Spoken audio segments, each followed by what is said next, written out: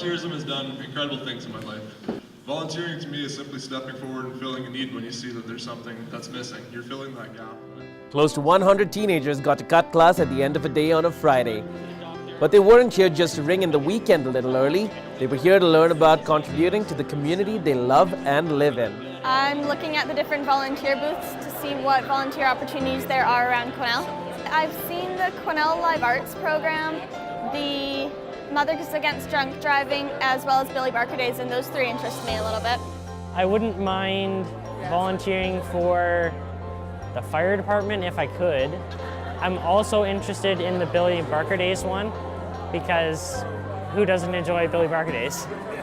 This is Quesnel's very first B-Day, and it's not the kind where you need to break the bank to put a smile on someone else's face.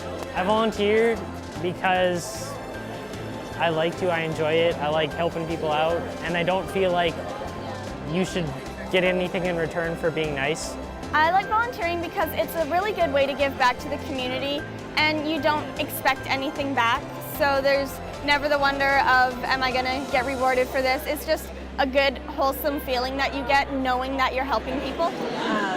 And it's this kind of inspiration that the Quesnel Volunteer Center is hoping to build in the students. I felt we needed to do more to raise awareness about volunteer organizations and try to get people interested in volunteerism. And so I just kind of thought about WE Day that's held in Vancouver and other big cities, and I thought, you know, could we duplicate something on a smaller scale in Quesnel? Volunteering is extremely important, not so much in terms of official ways, but it's the things that we do all the time to help make our community work. There's a lot of work that's done in Quesnel by volunteers, and the problem is that a lot of the volunteers are aging. They've been doing that volunteer work for a long time. People haven't come along to replace them. So a lot of volunteer boards and organizations, I think, are really struggling to sort of renew themselves with some new people and some new energy. The bottom line is, are you going to put more into your community than you're going to take out of it? Right? If we have people taking too much out, then we won't have enough left to make our community run. So we need to put more into it than we take out of it, like a bank account.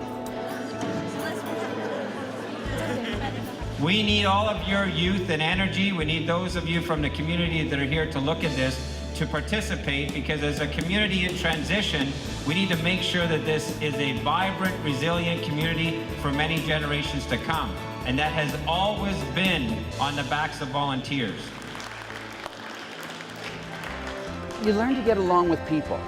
Getting out in your community and figuring out that everybody has their needs, and trying to help people meet their needs in a way that works for everybody else as well. That's one of the more challenging and yet rewarding aspects of working in the community. For me now, it's a way of kind of maintaining contact with people and feeling useful and needed. I've learned mostly from the hospital so far that there's always going to be people who need help, and that you shouldn't have to get paid to help people.